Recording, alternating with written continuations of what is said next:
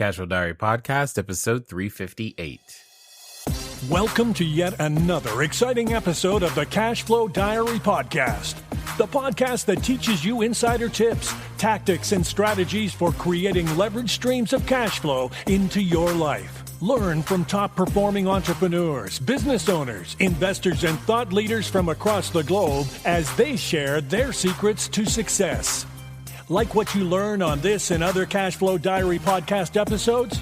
Go to learninvestingnow.com and sign up to receive powerful tips and information that will help you succeed as an entrepreneur and investor. Now, here's your host, investor, entrepreneur, business owner, educator, speaker, author, and master facilitator of Robert Kiyosaki's cash flow game, Jay Massey. All right, ladies and gentlemen, welcome to another episode of the Cash Flow Diary Podcast. My name is Jay Massey, your host, and I'm glad that you are here today. Here's why. Because you guys know, if you've been listening for any length of time, that I've often said one of the things that I think gives certain entrepreneurs an advantage is to actually play an instrument or artists as well as athletes. I think we in those categories have a unique advantage. And that simple advantage is that 1, you've practiced, 2, you know how to fail, and 3, you know how to get right back up and do it again. And well, I have with me today someone who's likely to expound not only upon that, but so many more things as it relates to understanding the process of becoming something that you may not be today, i.e., you want to become an entrepreneur. You want to build that cash flow. You want to go from 7 to 8 figures or maybe 6 to 7 figures, or, like Jay, I'd just be happy with any figures. Totally understood. But to make that shift requires all of us to change. So what does that mean? That means today you're going to be listening to none other than Thomas M. Sterner. He's the author of multiple books. The one you may know already is called The Practicing Mind. He's got a new book out called Fully Engaged, where you get to learn how to use the practicing mind in everyday life. He's been on many different places, from Fox News to Forbes. He's worked with high school athletes to senior executives. But what's important for you to understand today, he is the go-to person for what is called present moment functioning. And you're like, Jay, what's that? Well, we're going to find out together as we talk to Thomas M. Sterner. Tom, you there? I am there. Great. Totally appreciate you being there right now. So this being your first time here, I got to ask you the same question that I tend to ask everybody else the first time that they're here. Are you ready? I am ready. Fire away. Awesome. All right. I tend to look at today's entrepreneurs a lot like yesterday's superheroes. Batman, Robin, Wonder Woman, etc. And I think entrepreneurs and superheroes have a ton of things in common. Chief among them is that, occasionally as entrepreneurs, we envision ourselves, we actually do get dressed up in tights and capes, but we go around using our special skills and abilities, improving the lives of our customers with our products and services. Also, like superheroes, entrepreneurs have a beginning. If you think about Spider-Man, for example, he was originally just a college student, taking photos for the paper, trying to make the ends come together. And one day he gets bit by a spider.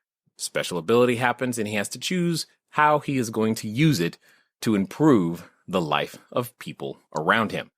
Now, my question to you, sir, is, before everything that you're known for, be it The Practicing Mind, The Fully Engaged, your new book, which, is doing well and all of those great things, before being on television, before all the work that you have done, my question is who is Thomas M. Sterner? Well, let me see if I can put that in a nutshell. I've always been a very contemplative person. I play several musical instruments, so I have that in my background. I've always enjoyed singular type activities, meaning in high school and part of college, I was a gymnast. I have a pilot's license. I am very much interested in golf, particularly from the mental end. But one of the things that I like about golf is that everything is up to you. I mean, you practice, you deal with all the stresses on the course. It's not a team sport, although we do have the Ryder Cup. But I mean, in general, it's considered an individual sport. I like things where I'm in control of how far I go, which is why I was always self-employed. When I Mm. was a teenager, I worked for some people and I didn't feel like I was appreciated. And I felt like no matter how hard I worked, I never seemed to get ahead. And I thought, if I'm going to put this kind of effort into something, I want to be, I want it to be directly related to the rewards of it. So at 19, I started my first business, even when I was in college. And so I've always worked by myself. And, and besides that, the jobs that I've had have all been very singular, meaning I was a piano technician, a concert piano technician, a concert piano rebuilder for over 25 years. And my day was spent pretty much in solitude. And they were long days because I was fortunately very successful at it. So I spent um, 10, 12, 14-hour days by myself, alone with my thoughts and whatever process that I had to work at. So, but I always enjoyed that. So that's really, I'm someone who enjoys working by myself, figuring things out. And that's why I have had the time to both research what we'll talk about today, but also to contemplate it in myself. Got it. Got it. Okay. So there's a lot of things there. First of all, by the way, I did never know there was such a thing or a way to work on a piano for 14 hours a day. That's like a new thing, new concept to me right there. Like, what could you possibly do to a piano that requires 14 hours a day of work? But clearly there's demand. And that's what I like about entrepreneurship. You just never know what you're going to learn when you ask the question. But let me ask this. You said several musical instruments, gymnast, pilot's license, golf. You mentioned a number of things. Someone listening might go, wow, is this guy like 90? How on earth does he have time to get good at and do these and explore all of these things? That's something that's been said to me over and over again. People, I routinely get asked, um, is there anything you don't do? I mean, I sew, I've done I've sailed, I've had sailboats. I guess I just love to learn. And because I enjoy the process of accomplishing any goal, it's never for me taking on a goal. I always know I'm going to accomplish it, and I always know I'm going to enjoy the process of accomplishing it. So I take on whatever comes by me that I think is going to be interesting, and I just integrate it into my life. Interesting. So now I have to ask the question, because you said two things very definitively, two things that a lot of people question. One, you said, I know I'm going to accomplish it. And then you said, I know I'm going to enjoy the process. Most people I know wonder, am I ever going to get there? And a lot of people I don't like the process of the things that we go through as we change and transform ourselves. So you help me understand, where did that certainty come from for those things? Well, the certainty, Jay, came from actually accomplishing this stuff. But I think what you have to really understand is that one of the things that we're trained to do in our culture is to become very attached to the moment we accomplish our goal. And what that does is it steals our motivation for being absorbed in the process of achieving the goal. Because we Whoa, have whoa, whoa, this whoa, whoa. sense. Hold on. That was heavier than my brain was ready to receive. So we say that again, maybe a little bit slower so I can understand the nuance you're making there. We're Well, attached to the moment?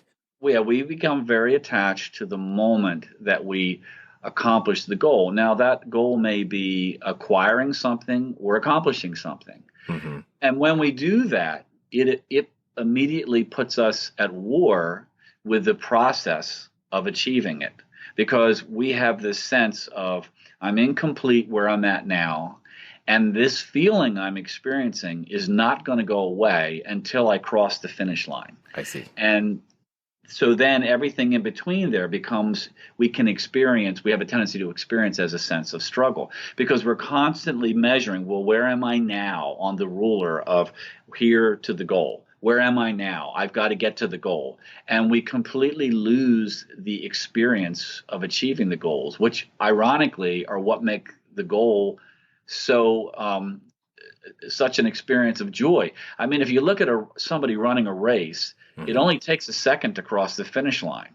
What makes the race of value? What makes it feel of value when you cross the finish line? It's everything that it took to cross the finish line. It's all the training that went in, the discipline that it took, the times you ran laps around the track. And then in the race, it's disciplining your mind to push a little harder. All these things, that's what makes the moment you cross the finish line of value and makes it the experience what it is. If I just drew a line 2 feet in front of you and said, there's the finish line, go cross it, it would mean nothing. It's the experience that we go through to actually have that moment.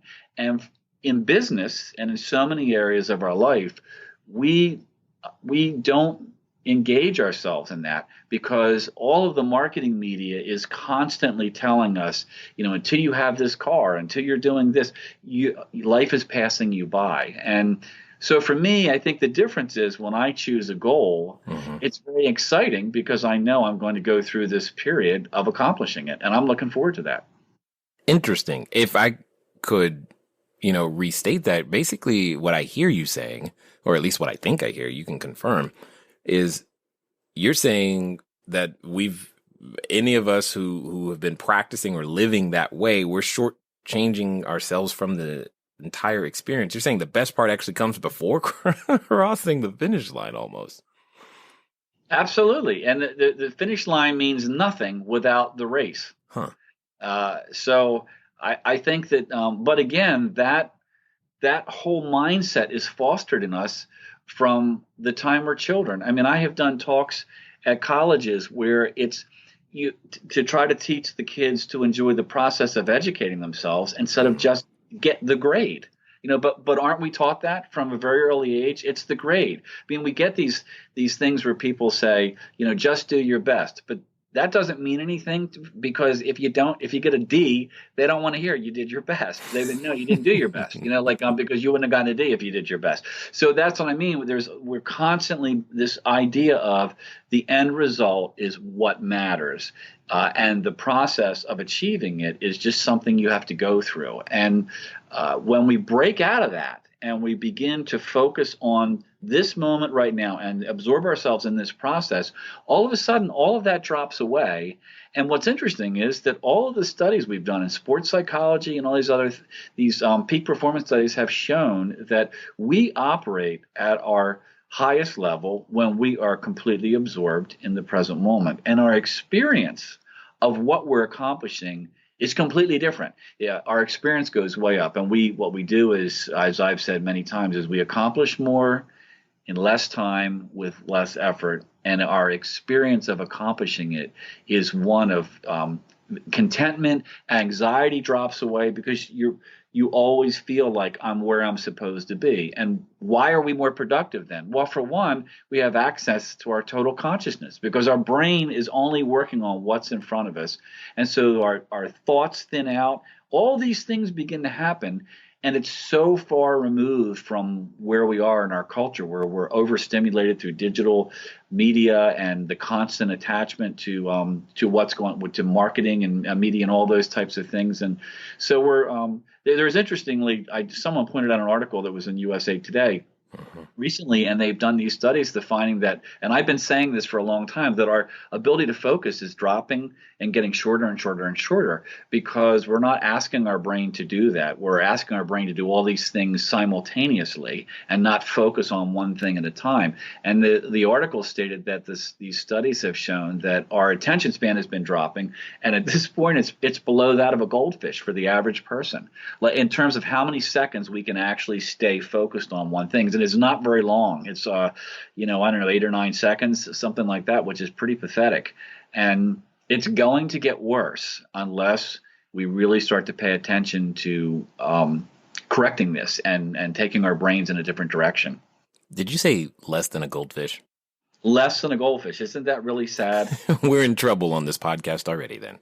All right. So with that being the foundation, let me ask this question, because maybe this is what you're saying, because I'm thinking about, a number of people either in the Cashflow Diary community, a number of people who are listening right now, a number of people, because we make these decisions at times that say, hey, I'm going to go become this new thing. I want to start this business, but instantly or often a sense of overwhelm or can hit because there's this process and feeling of uncertainty, so to speak, which is usually not tied to anything that you said about enjoying the process. So how does one begin to associate, realign these associations such that when it's like, hey, I want this goal, and be able to go, all right, I get to go learn. How does that happen? How do we make that change? Well, the fundamental thing that has to happen is you have to change the way you think in order to change the way you experience. And you can't change the way you think if you're not aware of what you're thinking. And most people are not aware of what they're thinking. Their mind is producing thoughts all day based on what is stimulating them. And as that is happening, they're just completely absorbed in their thoughts. And they experience all the emotional content that goes with that particular thought. Our mind is a problem-solving machine, and it's very good at it. The problem is that if we don't give it something to work on, it will go looking for something. They talk about this in sports psychology. They call it, going into search mode.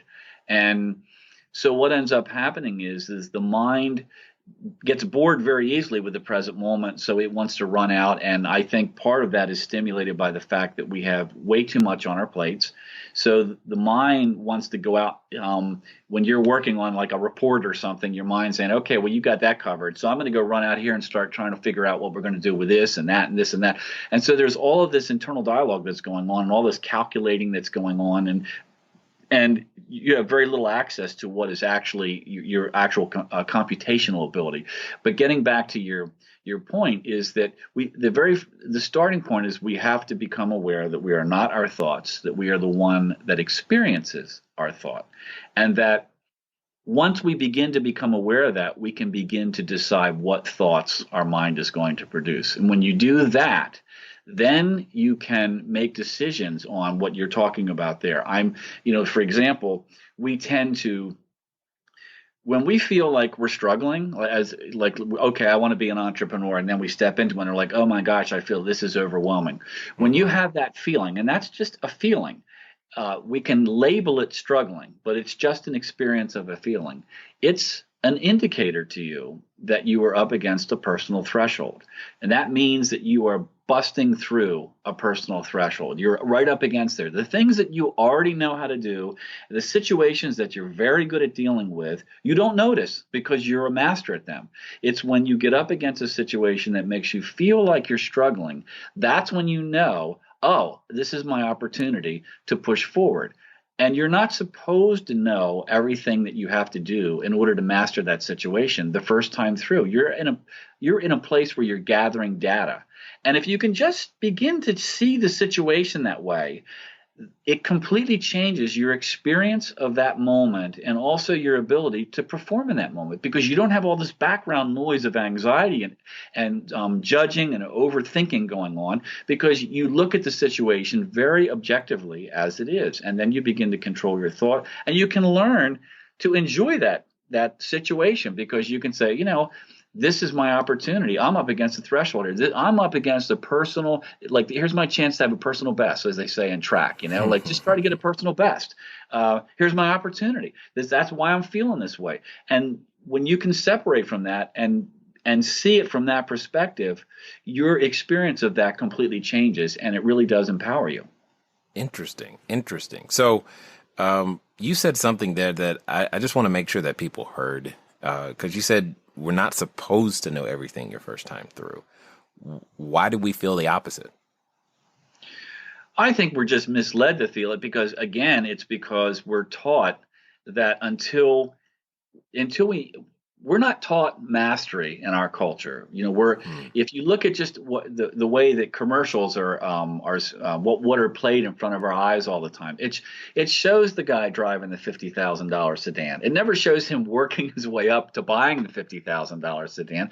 I mean, I look at sailing magazines and they show these people that are in their late 20s sailing on these $750,000 boats. Like how many people like that are out there? But I mean, the concept, and like even if you go into the beer commercials, like the old Miller time, it's like nobody's working; they're all walking off the job to go have a good time. Like it's always the climax that is being put out there, and the concept of working for things is not promoted to us, and that's why I think that we have this feeling of life is passing us by because we haven't accomplished this idea that we have. And they see this more and more with the younger people that are coming up, is they're so impatient, quote, for success.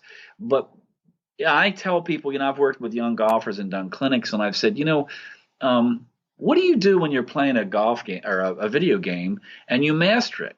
And they always yell out, I get rid of it and get another one. I said, that's right. Why is that? I said, because you don't like it when it's easy. You want something to be a challenge. That's the way we are. We want a challenge. And when something is easy, we become very bored and we immediately move to the next level. That's what we want. But we don't recognize that. Like that's when people want to become an entrepreneur, it is a process, and it's a process of learning.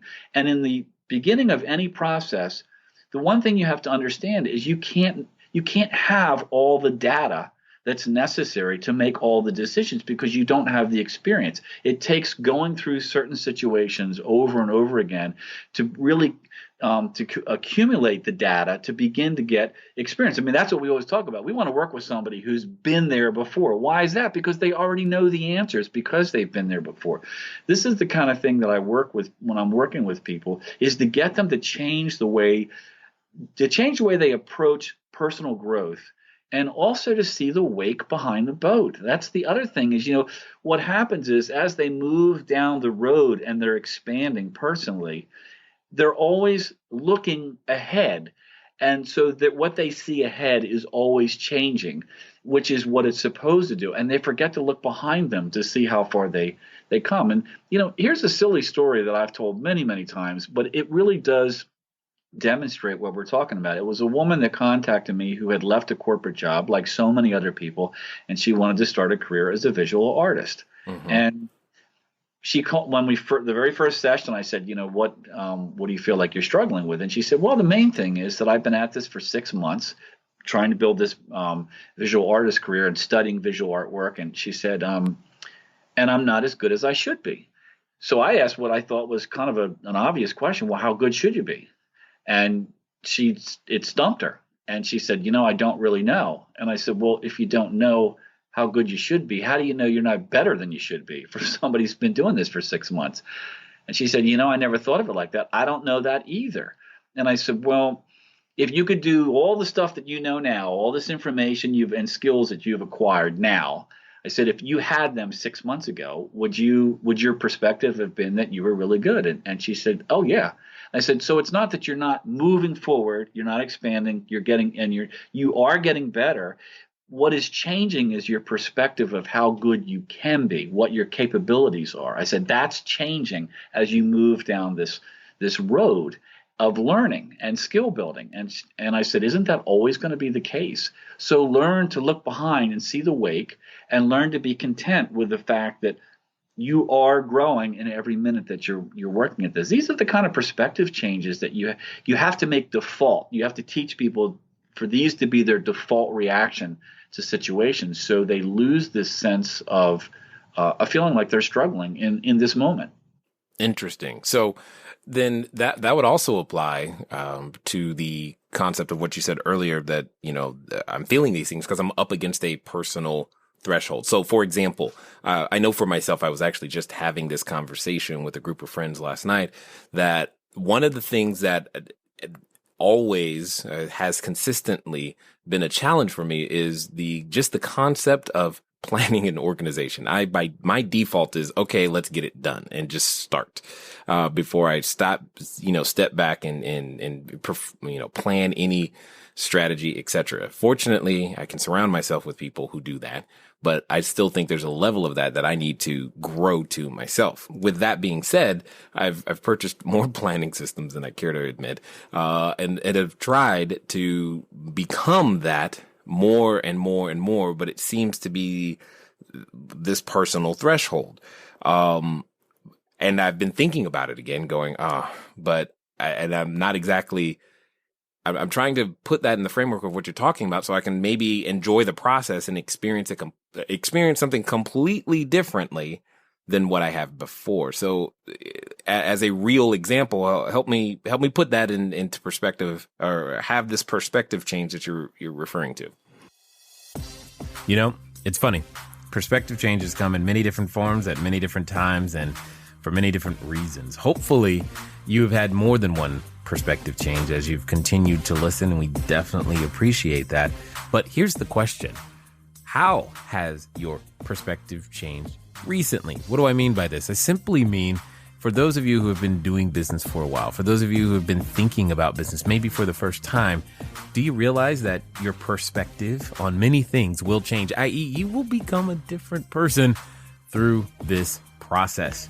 Now, if you want to continue to become a different person, one of the most important things that I have learned, it's called staying in the conversation. That means you keep pushing forward every day with the same conversation. That way you can stay and keep that momentum going, because it can be tough to build. And if you've got the mo right now, that's momentum, make sure that you keep it going by going to grab a copy of my book, Cashflow Diary, 10 Steps to Creating Wealth in Any Economy. Go over to cashflowdiary.com/free book. Now, let's get back and hear the rest of this story. Well, if I was talking with you on a weekly basis, for a couple of weeks, I would have a better handle on everything that you've done. But one of the things, you clearly have gathered a lot of information about what doesn't work. And I don't know if you're really seeing that, but, who was it? Thomas Edison that said something like, I haven't failed. I've learned all the ways that don't work. I'm paraphrasing it, but that is a famous quote. And I think that one of the things that someone would have to really make you put in your face is, look, you haven't wasted anything. You have learned all these things that don't work for your particular personality. Mm-hmm. And you have, let's define practice, because I talk about this in the Practicing Mind. Practice is the repetition of a specific action with a conscious intention of accomplishing something. And isn't that what you're doing? You are repeating different types of organizational procedures with conscious intention of finding the one that works for you. And you can't know that when you start out. Now, if you were to coach somebody in that, you would probably be very good at it, because it's an area that you have personally focused on. And you could say, they could ask you questions about that. And you could say, well, I tried that. Let me tell you what the shortcomings are of that. Let me show you what the strong points of this are. All this data that you have gathered, that has all gone in there. It hasn't been wasted. It's like, when you practice the piano, there are no bad practice sessions. Some days your hands work and some days they don't. But I remember my piano when I was studying jazz piano. The guy said the reason you practice is so that your worst performance is acceptable. So wow. That's really what you're doing. Is you just keep gathering this data, and you're finding out. You'll probably come up with a hybrid system that is really parts of different systems that works best for you. But you can't know that when you start out. There's just no way for you to know that. So, and that's normal. That's the thing. That's absolutely normal. But see, you started out with an expectation of, well, I'll do this, and because I'll do that, it'll all work. And then that didn't work, and you go, well, you get frustrated and you go, well, that didn't work, so let me try this one over here. One of the chapters in Fully Engage is setting goals with accurate data. Because when you don't have accurate data, you begin to judge your progress. And most of the time, very unfairly. Interesting. Okay. So there's this word that we've used a couple of times, practice. And I somewhat I find it interesting, like physicians, they call their work a practice. The musicians, they go to practice. Athletes practice. Artists, practice. There's lots of the concept of practice. Yet when I go to become an entrepreneur, and a lot of the people that we work with, they're literally wrapped around the concept of I've got to get it right and can't fail there's no room for practice. And I'm trying to understand here, where does that thought process come from? And more importantly, what could an entrepreneur gain by developing the concept of I'm practicing, like this is my practice business, so to speak? Well, the examples you gave are interesting because, practice is both a verb and a noun. I mean, a lawyer has a practice, but he practices law. Right. A doctor has a practice, but he practices medicine. I think that what happens is when people, again, in our culture, it's hammered over and over again that the goal, and we have these goals, which I think are really kind of interesting. Like somebody says, all right, I want to be an entrepreneur. And they usually they're leaving a corporate job, they're discontented, and now they've got this idea for this thing that they want to do. And so they've started from a place of discontentment because they've left a position. And then they start this new business. And now they're needing, in some way, they're needing for something to happen positive in a fairly short period of time. And so they become attached to this specific goal. So I'll give you two examples I think that are good with that. One is if you say, and this is one I've used because it's easy for anybody to understand. If you say, I want to lose 30 pounds, that should take me 10 days. That's a goal with that inaccurate data. What? Now, we all know that isn't going to happen. Right. Because, but in an entrepreneurial state, we make goals that are just that ridiculous, but we just don't know it because we don't have enough information. So what ends up happening is even if you're doing everything absolutely correct and you're moving at an accelerated rate, 7 days into this 10-day weight loss program, you might be 8 or 9 pounds down. And you're going to be, your perception and your interpretation of that is going to be, I'm not very good at this, I'm a failure. Your confidence is going to go down, all because you're measuring your rate of accomplishment based on inaccurate data. And that's the first thing I think entrepreneurs really need to understand. And they need to understand, as we said earlier, initially, you may not be able to have all the information. There are certain things that are going to have to happen, certain opportunities that are going to have to come up. You're going to have to think through them, and you're going to have to find what works and what doesn't work. And there's no shortcut to it. You can help it by hiring people that are highly skilled in specific areas to try to help you with that. But here's another example. In the Practicing Mind, I told a story about how in the 1970s, I was into target archery at one point, and there was a story in one of the magazines about the Olympic archery coach who, now this is back then, it's not a problem now, but back then the Americans were just not competitive against the Asians. And the reason was because the Asians were very present moment, process oriented, because that was the difference between the American culture and their culture. The American culture was obsessed with getting bullseyes.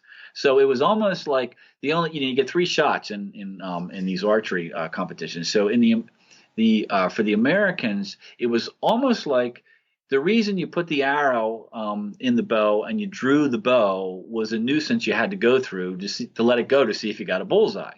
Whereas the Asians were focused on the process of drawing the bow, and they were completely absorbed in that, and they would let the arrow go, and the target would just get in the way. And the Americans would, they'd shoot this arrow, and as soon as the arrow missed the mark, they would begin judging this process. And it was like they were in a hurry to shoot the next arrow because they wanted to see if they could make up the mistake they had on the first shot.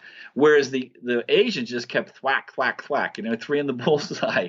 And the American coach, was saying it was so frustrating because he couldn't get these archers to let go of getting the bullseye and be more focused on this process of drawing the bow, which would create the bullseye. They're very different perspectives. And that's another thing that holds us back in our culture. And now, virtually, this is everywhere in sports. Whether it's in golf, everybody is involved in focusing on the process. You hear them talking about it all the time, whether you're watching an NBA game, a football interview, golf, that everybody's focusing on that because they realize that it's what works. You can say, well, yeah, but I don't want to do that. Well, then don't do it. But this is what works. We know what works. You can choose not to do it, but this is what works. And so I think that those are things that we need to, that people need to work at. Would that be, in essence, the definition of present moment functioning?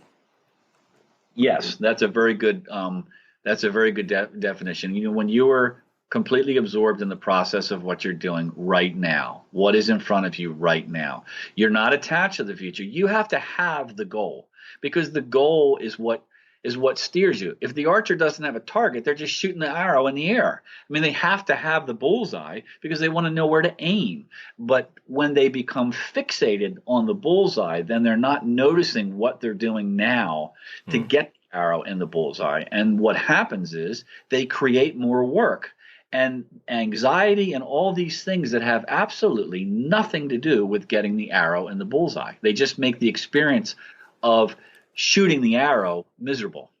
Okay. All right. So having practiced many different things myself, from a free throw shot to handwriting to my own music creation to business to all kinds of different things, one thing I do know for certain is that occasionally, yes, we get discouraged. I get discouraged from the things not seeing these results like you're talking about. And that can cause one to disengage from that particular, activity or saying, you know what, maybe that goal just ain't worth it no more.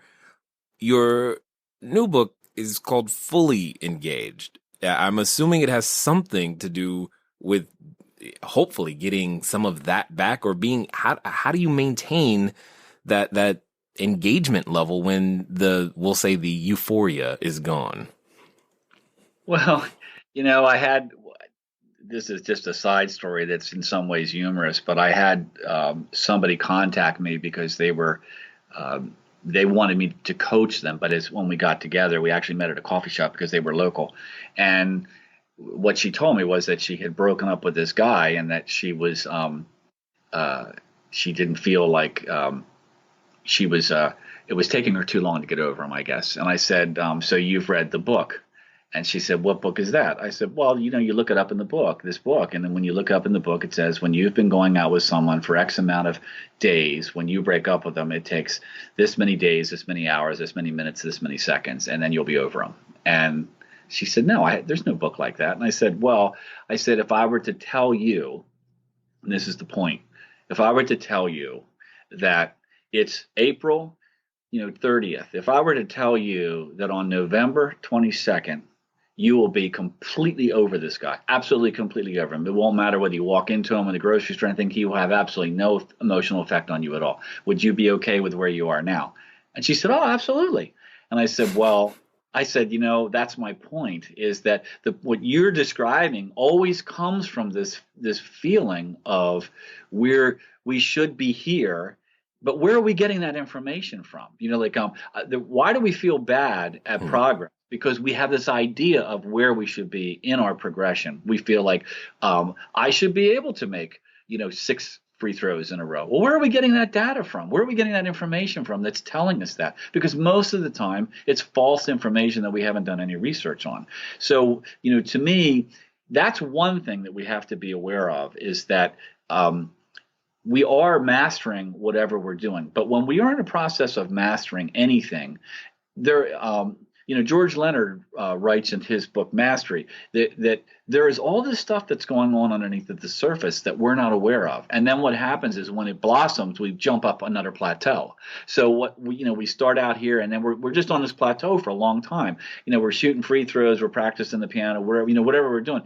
And anybody that has done sports or anything like that has experienced that, where it feels like there's this time frame where they just don't feel like they're getting any better. And then there's a point where all of a sudden they have this performance that kind of blows the gates off, and they're like, where'd that come from?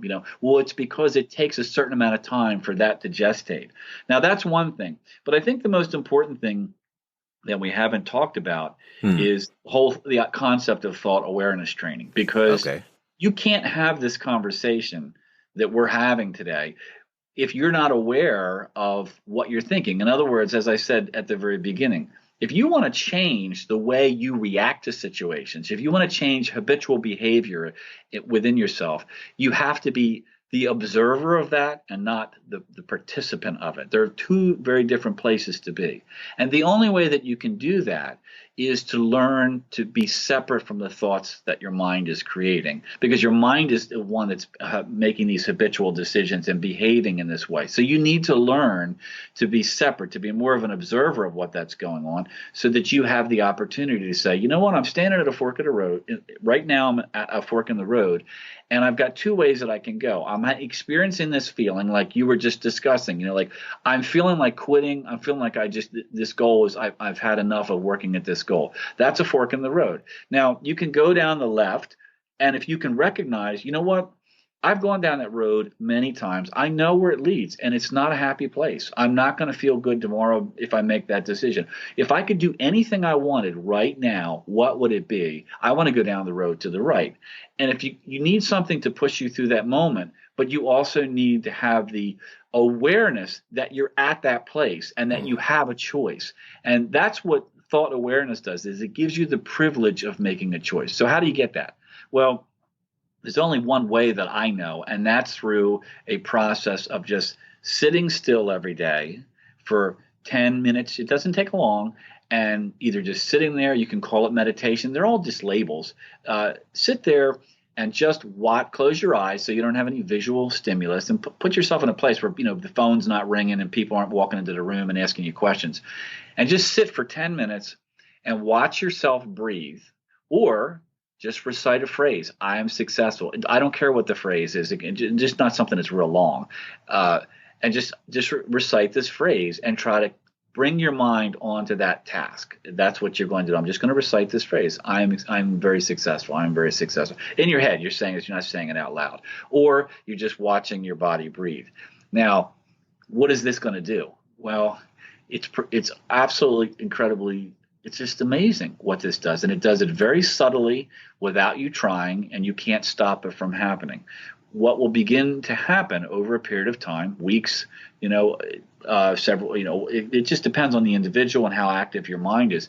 But you will begin to separate from your thoughts, and you will start to become the noticer of your thoughts. And you will really begin to notice this. This is interesting. I'm having a frustrated thought.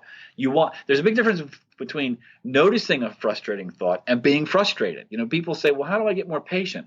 Well, you got to notice when you're being impatient, and you can't do that if you're just being impatient. So you'd have to notice when you're having an impatient thought. There's a pull. I'm having a pull towards being impatient. And they're very different places to be. And it's very powerful when you begin to develop that. You begin to be in control, and you have these choices. And what will happen when you do this is that let's just say you're following your breath.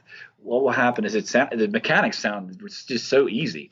Unfortunately, it isn't. What will happen is you'll sit there, your eyes are closed, you'll be just watching your body breathe. The temptation is to try to control the breath. You'll think like, well, this would be better if I took deep breaths. Don't do that. Your body knows how to breathe. It's so interesting that, when we start to pay attention, we start to try to control, and just let it go. Just let your body breathe and just pay attention on the inhale, full attention. Watch your body inhale, watch your body exhale. What will happen very quickly is your mind will take off, and you will go with it, because you've gone with it your whole life. And there'll be an instant where you will wake up and you'll go, you know what, I'm thinking about what I got to do at the gym today, or so. It'll be something like that, and you'll go, I'm not even noticing my breath. And that's where all the juice is. When that happens, you pull your mind back, you discipline it like a toddler in the toy store. You pull it back to the breath, and two things happen when you do that. One is your awareness of your thoughts goes up, that separation starts to happen, and the stamina, the mental discipline to pull it happens. Those two things happen. So when people say to me, I'm not very good at meditating, I'm not very good at this thought awareness training, I say, well, why is that? And they go, because I'm always chasing my mind. I said, well, that's like when you go to the gym, if you do a lot of reps, do you say, I didn't have a good workout today? I said, no. Every time you do a rep, you're gaining. And you have to understand that there are days when your mind is going to be very agitated because of what's going on in your life, and you're going to do nothing but chase your mind the whole 10 minutes. There's going to be other times when you're pretty cool and laid back, and you're going to feel like, I got this. I'm really pretty focused here. It's all normal. you're gaining every time you do it. But that really is what begins the process of separating from your thoughts and having the strength to direct them. So when you have these anxious thoughts or these feelings like I should be farther along, it'll be like you're watching somebody else say that. You won't be saying that. You'll be watching your ego, your mind, whatever you want to describe it, say this isn't where I should be. And you'll be watching it and you have this choice of, isn't that interesting? That has nothing to do with where I want to go and what I want to accomplish. So you're out of here. And it's that really is, you have to start there. And it's one of the things that it increases our attention span immensely because it teaches us to be in control of what our mind is doing. Interesting. Is that the secret to remaining connected, engaged, and fully in making things like what we want happen? Is that what you're really? That's how we push through those forks? Absolutely, because you can't. You can have. You can have a difficult situation. Let's just make one up. There's a particular person you got to deal with that pushes your buttons. You can have I always teach people to have procedures, to sit down and recognize what are the situations that I tend to react in a way that I feel like I can react better. Because I tell myself and I tell other my clients, like, when you look at those situations, ask yourself, if I could behave any way I wanted, absolutely any way I wanted in this particular difficult situation, what would that be? Because most people don't even know that. They don't even know what it is. Like they just react in the situation. But if you say, okay, I got this person that comes in and gets in my face, okay, well, when that happens, if you could react any way you wanted to that person, what would that be? Figure that out so that you're not decision making when you're in that situation. Know what you want. And then you come up with a procedure for that so that when the person comes through the door, that's the trigger. That's the trigger to execute the procedure. But you can't do any of that if you're just absorbed in the reaction of this person coming in and pushing your button. So yes, it's the key to the prison door. It's what it makes you realize that you become proactive. You do not have to react.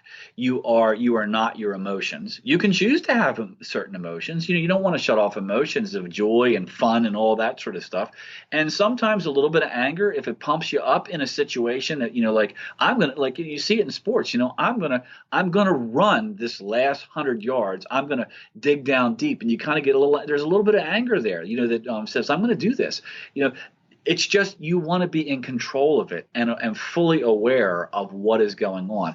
For the most part, these are things that we're not taught.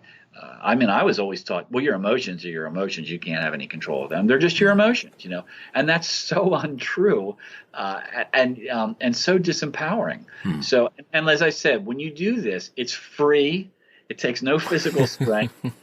Anyone can do it, and you can't stop the unfolding and the power that it will give you. It's just a natural result of doing it. And the only thing you have to learn is don't judge your practice. That's what people get into. Like they do it like they do everything else. Like, I want to have a still mind. My mind isn't still. I'm not very good at this. No, nobody, the yogis in the Himalayas don't have constantly still minds. That's why they work at this stuff, but they accept it. It's just the nature of the mind.